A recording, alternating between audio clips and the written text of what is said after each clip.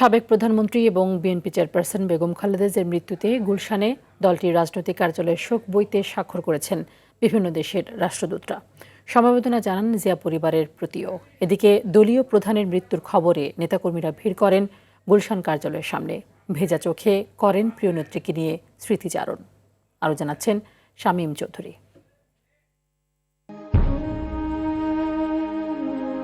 নক্ষত্রের বিদায়, যার পুরো জীবনটাই ছিল সংগ্রাম, দেশের মানুষের অধিকার আদায়ের জন্য লড়াই আর আত্মত্যাগের। স্বামী হারানোর কষ্ট, জেল, জুলুম আর দুর্নীতির মিথ্যা অপবাদ মাড়িয়ে অটল ছিল দেশপ্রেমে। বড় ছেলের প্রতি অত্যাচার এবং ছোট ছেলে হারানোর কষ্টও নেভাতে পারেনি অন্যায়ের বিরুদ্ধে থাকার দৃঢ় প্রত্যয়। সবাইকে কাঁদিয়ে ৩০ ডিসেম্বর নিভে যায় বেগম খালেদা জিয়ার জীবন প্রদীপ।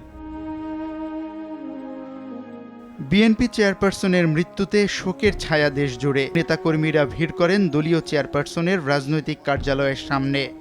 তার আদর্শ বাস্তবায়ন করার জন্য, তার উদ্দেশ্য যেগুলো ছিল বাংলাদেশকে সুস্থ সুন্দরভাবে পরিচালনার জন্য, গণতন্ত্র রক্ষার জন্য, সেগুলো যেন সবাই মিলে আমরা করতে পারি। আমাদের নেত্রীকে যেন মহান রব্বুল আলামিন জান্নাতের সর্বোচ্চ মুকাম দান করে। সাবেক প্রধানমন্ত্রী বেগম খালেদা জিয়ার মৃত্যুতে শোক জানিয়েছেন বাংলাদেশে নিযুক্ত বিভিন্ন দেশের রাষ্ট্রদূত। গুলশানে বিএনপি চেয়ারপারসনের রাজনৈতিক কার্যালয়ে শোক বইতে স্বাক্ষর করেছেন তারা। নশ্বর পৃথিবী থেকে বিদায় নিয়ে অবিনশ্বর জগতে চলে গেছেন বেগম খালেদা জিয়া। তবে তিনি বেঁচে থাকবেন গণতন্ত্র এবং আপোষহীনতার প্রতীক হয়ে। দেশের বাইরে আমার কোনো ঠিকানা নেই, এটাই হলো আমার ঠিকানা।